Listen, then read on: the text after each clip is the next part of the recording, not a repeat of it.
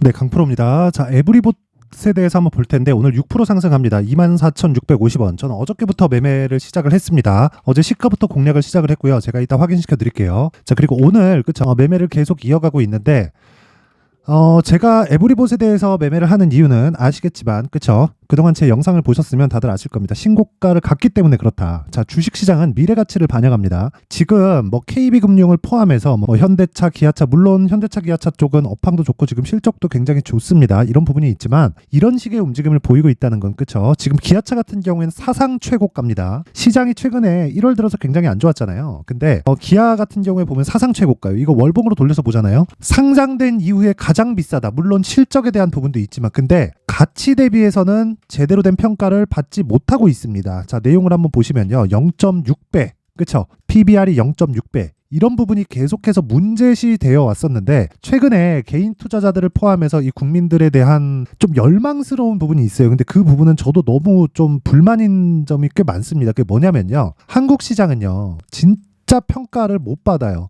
제대로 된 평가를 못 받습니다. 그게 왜 그런 줄 아세요? 기업 측에서 오너에 대한 마인드를 가지고 있어서 그렇습니다. 자, 보세요. 해외는 오너에 대한 개념이 아니라, 즉 상속을 하죠. 근데 미국 같은 경우에도 상속을 합니다. 근데 상속을 하는데 기업의 지배권, 그쵸? 지배권에 대해서는 그 기업, 그쵸? 만약에 내가 오너예요. 오너인데 내 자식한테 물려주는 게 아니라 일을 잘 하는 사람한테 물려줍니다. 예를 들어서 그 대표적으로 애플 같은 경우에 보더라도 어떻게 됐었나요? 스티브 잡스가 만들었죠.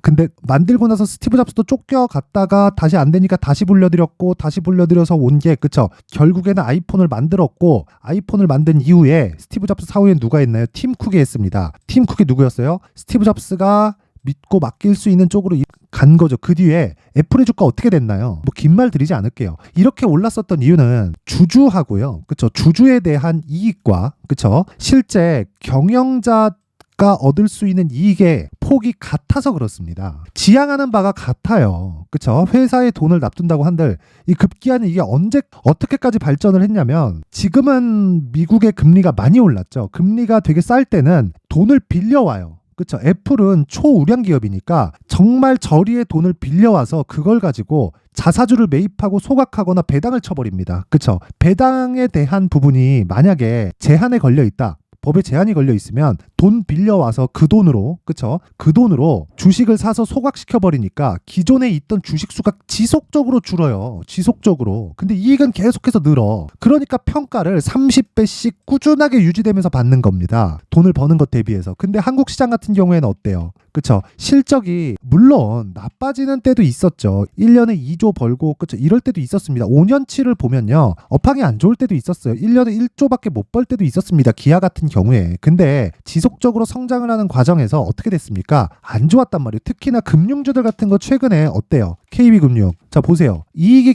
지속적으로 느는데, 물론 금리가 높아질 때 좋은 움직임을 잠깐 보였습니다. 잠깐. 근데 본격적으로 금리가 높아질 때 어떻게 됐습니까? 완전히 박살이 났다. 그쵸? 근데 이때는 성장주들도 같이 박살이 났다. 근데 올라오는 거 보니까 성장주가 더 빨리 올라오더라. 지금 왜 그래요? 거버넌스를 손댄다고 정부 측에서 발표를 하니까 그렇다. 그러면 결과적으로 무슨 얘기예요? 2월 달에 발표를 한다고 하는 기업 밸류업 프로그램이 아직까지 발표가 되지 않았는데도 지금 KB금융 같은 이런 굴뚝주들이 어떻게 됐습니까? 단기간에 30%씩 상승을 합니다. 그쵸? 근데 다른 성장주들은 지금 살짝 이런 부분에 수급이 쏠리니까 살짝 이렇게 눌려요. 근데 기본적으로 선반영 맞는 그 구조에 대한 부분은 전혀 달라질 게 없다는 거죠. 그러면 에브리봇을 우리가 어떻게 봐야 돼요? AI, 로봇, 지금 살짝 눌려 있는 거 맞지만, 그쵸? 상대적으로 제가 다른 종목들의 움직임을 보잖아요. 예를 들어서 관련주들, 그런 겁니다. 두산 로보틱스, 그쵸? 계속 빠지죠. 레인보우 로보틱스 어때요? 계속 빠집니다. 이 두 가지도 차이가 있기는 한데 거기까지 이야기를 들으면 내용이 너무 길어지니까 간단하게 이야기를 드리면, 먼저 간 놈은 빠지고 근데 성장성은 훼손된 게 아니고, 그쵸? 고가에 대한 매물은 소화를 해야 되고, AI 관련된 쪽에서 아직 오르지 못한 종목들이 신고가를 만들고 추가적으로 강세를 보이고 있기 때문에, 그쵸? 제가 어저께부터 계속해서 공략을 하고 있는 겁니다. 자, 내용 한번 보시면, 자, 보세요. 1.3% 손절, 0.6% 손절, 오늘도 0.9% 손절을 했죠. 근데 이거 분봉으로 돌려서 보잖아요. 그쵸? 제가 매수와 매도를 계속 병행하고 있는 겁니다. 그쵸? 왜? 최적의 구간을 잡기 위해서. 그 최적의 구간을 잡는 게 어떻게 하는 거예요? 지금 이것만 볼 게 아니라 결과적으로 보면 2주 안에 수익 전환을 시킬 수 있는 상황을 내가 만들어 가는 겁니다. 그게 이런 상황이에요. 그쵸? 31.9%. 얼마나 걸렸나요? 이렇게 매수를 했죠. 1월 23일, 1월 22일. 그쵸? 근데 하나, 둘, 셋, 넷. 4일 동안에 나온 수익이 31.9%. 이것뿐만이 아닙니다. 근데 이거 어떤 종목이 신고가 종목이죠? 그쵸? 다른 종목도 볼게요. 어보브 반도체 어때요? AI 관련된 반도체 테마는 23년부터 시작해서 굉장히 강하게 움직이고 있죠. 근데 어떻게 됐나요? 매수하고 하나, 둘, 셋, 넷. 4일 동안 21%. 자, 제가 다시 매수한 종목이 있습니다. 코세스. 자, 이거 어때요? 반도체입니다. 오늘 또 샀어요. 근데 또 올라갑니다. 자, 근데 매수한 거 보세요.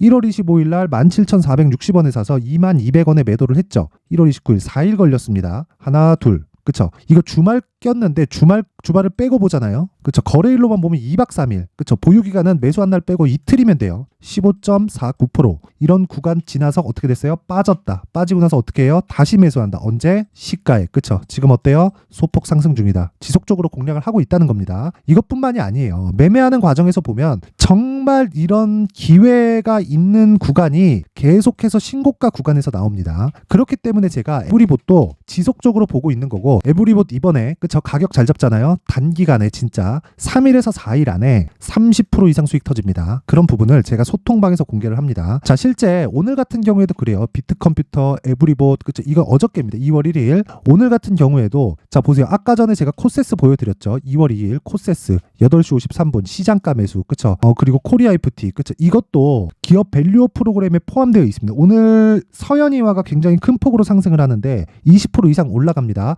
이런 부분도 저는 아직 매수 안 했어요. 매수 안 했는데 이런 부분도 왜 이게 상승을 하냐면요. 서현이화 같은 거는 자동차 부품주입니다. 자동차 부품주면 현대차, 기아차로 납품을 하겠죠. 그러면 탄탄한 납품처가 있습니다. 근데 이게 구조는 어디서 내려줘요? 현대차, 기아차에서 내려주죠. 그러니까 현대차, 기아차가 실적이 높아질 때는 뒤따라서 높아지고 실적이 낮아질 때는 완전히 폭락합니다. 그렇다 보니까 성장성에 대한 훼손이 지속적으로 되는 거예요. 그러니까 매출은 막 2조, 3조씩 나오는데 시가총액이 진짜 1,000억도 안 되는 경우도 생깁니다. 이런 부분을 정부 측에서 나서서 막겠다는 거예요.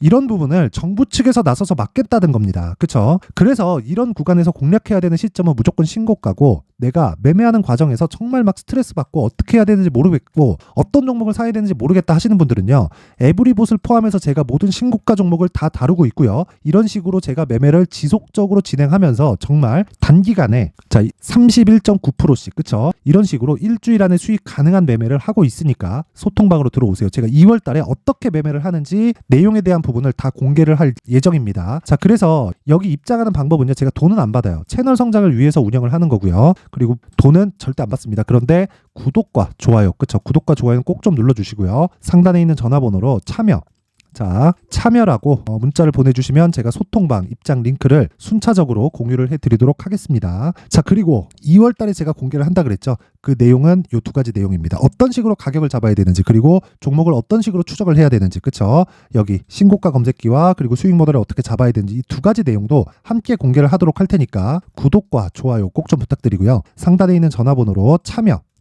참여라고 문자를 보내주시면 제가 신고가 검색기와 함께 수익 모델 그리고 소통방 입장 링크까지 함께 공유를 하도록 할 테니까 정말 와서 신고가 매매해서 여기 30%씩 수익 다 받아가세요. 자, 그리고 다시 에브리봇으로 돌아와서 보잖아요. 이거 지금 이제 시세 시작입니다. 그리고 지금 여기서 추가적으로 확 튀잖아요. 그러면 그 투자 경고가 걸릴 수도 있어요. 그런 부분 때문에 지금 시세를 조율하고 있는 겁니다. 이런 구간에서 내가 철저하게 잡을 수 있는 가격대를 잡아야 됩니다. 제가 그 부분에 대해서 이야기를 드려볼게요. 제가 매매를 많이 하는 특정한 종목들이 있습니다. 그게 단기간에 상승폭이 커서 그쵸? 감리가 걸리는 거예요. 가온칩스 같은 경우에도 마찬가지입니다. 제가 여기 신고가 구간을 만들자마자부터 정확하게 공략이 이루어졌고 12월 말입니다. 이때 6%, 10% 이런 식으로 수익 실현을 했는데 밑에 내려보면 더 있어요. 근데 이렇게 제가 매매를 진행했었던 이유는 그쵸? 이쪽 구간에서 1월 거의 한 2주 정도 기간일 겁니다. 추가적으로 상승했을 때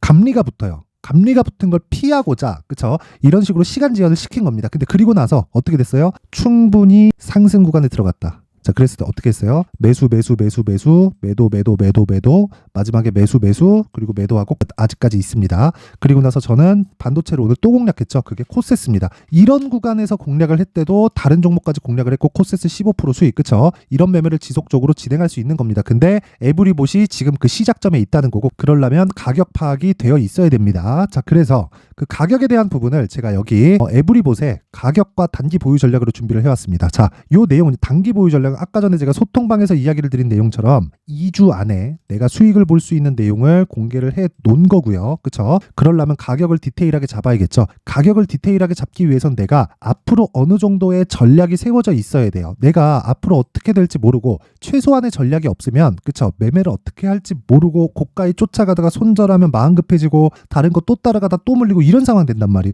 이런 상황을 아예 만들지 말라는 겁니다. 그래서 가격에 대한 파악을 하자. 그게 나만의 수익 모델을 만드는 핵심 기법이다. 그쵸? 그 내용을요, 여기 20페이지에 걸쳐서 아주 상세하게 준비를 해놨으니까, 그쵸? 요것도 제가 신고가를 기반해서 만들어 놨는데, 무엇보다 중요한 건요, 보유 전략, 2주 안에 수익을 보는 보유 전략이 있습니다. 기간에 대한 조율이 안 되면 주식시장은 정말 어려워진다. 그쵸? 자, 그래서 요것도 제가 채널 성장을 위해서입니다. 채널 성장을 위해서 돈 안 받아요. 그쵸? 제 채널이 성장하면 제가 광고비를 받습니다. 광고비를 받고 이런 부분이 꾸준히 늘려갔을 때, 그쵸? 저도 하는 보람이 있겠죠. 단지 그뿐이니까 서로 윈윈했으면 좋겠고요. 자, 무엇보다 구독과 좋아요, 그쵸? 그러려면 구독과 좋아요가 꼭 필요합니다. 그래서 구독과 좋아요 꼭 좀 부탁드리고요. 상단에 있는 전화번호로 숫자 3이라고 문자를 보내주시면 제가 에브리봇의 가격 그리고 단기 보유 전략을 함께 공유해드리도록 하겠습니다. 자, 항상 시청해주셔서 진짜 감사드리고요. 그리고 무엇보다 주식시장은 미래가치를 반영합니다. 그러려면 신고가에 대해서 알아야 되고 선반영됩니다. 자, 그래서 내가 12월 달부터 진행하고 있는 신고가 주도주가 있습니다. 그쵸? 어떤 식으로 공략을 했고 어느 정도의 수익을 받고 그리고 어떤 종목이랑 연결시킬 수 있는지 그 내용에 대한 부분을 제가 상세하게 준비를 해놨으니까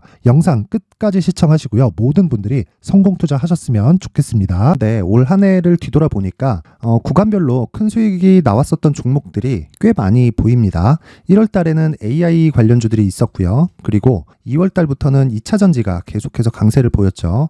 자, 그리고 나서 3월 달이 되니까 AI 반도체 관련주들이 신고가를 만들면서 5월 달부터 시세를 큰 폭으로 냈죠.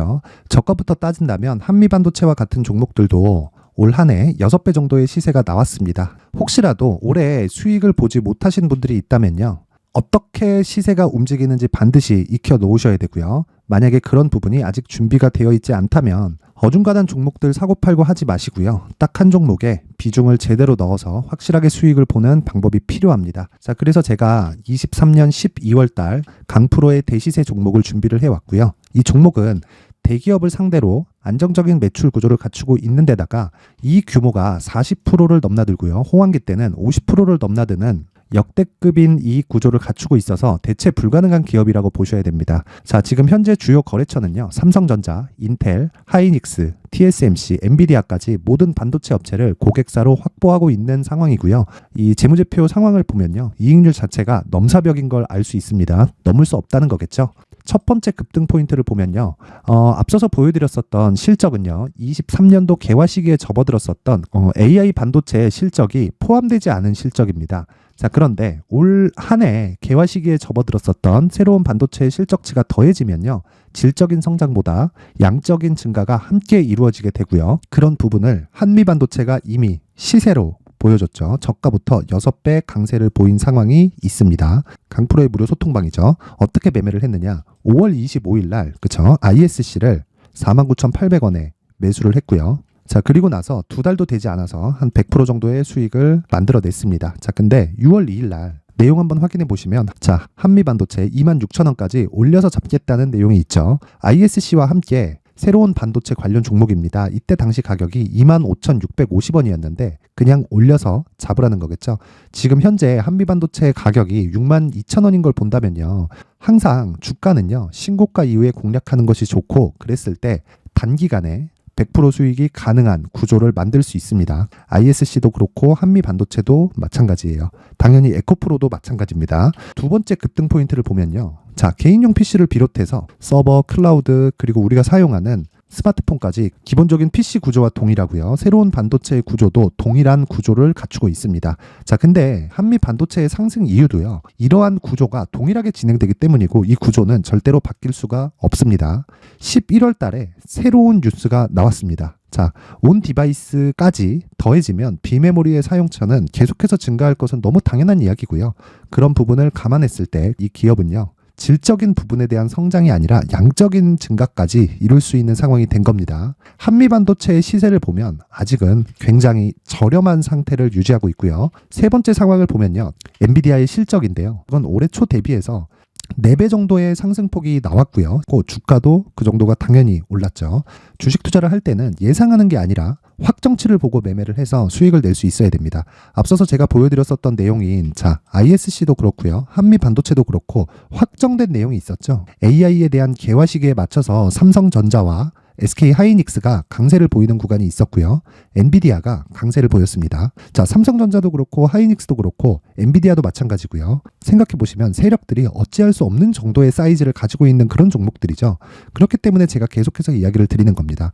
확인하는 데는 확정치가 필요하다고요. 엔비디아 실적만큼 확실한 재료가 있을까요? 엔비디아의 실적의 증가세는요. 앞으로 다가올 AI 반도체의 수요 증가가 있을 수밖에 없다는 거고, 그리고 그에 맞춰서 단가는 폭증하고 있는 상황인 게 엔비디아의 실적을 보면 알 수 있고요. 그리고 삼성전자와 SK 하이닉스로 연결이 되고요. 그래서 한미반도체가 올라온 그런 상황입니다. 한미반도체만큼 추가적으로 상승할 수 있는 종목이 있다는 게 하이닉스를 포함해서 삼성전자의 시세 그리고 엔비디아의 실적을 보면 알 수 있고요. 그래서 준비한 4분기 대시세 종목, 내년 초까지 강세를 보일 수 있는 종목을 준비를 해왔습니다. 어렵게 생각하지 마시고요. 기본적으로 신고가 구간에 있는 종목이기 때문에 하락에 대한 저항성은 충분히 갖춰져 있는 종목이고 이미 시세가 시작이 됐습니다. 자, 무엇보다 중요한 건 얼마에 사는 걸 텐데 제가 그런 부분까지 상세하게 준비를 해놨으니까 영상 상단에 있는 전화번호로 대시세라고 문자를 보내주시는 분들에 한해서만 무료로 공개를 하도록 하겠습니다.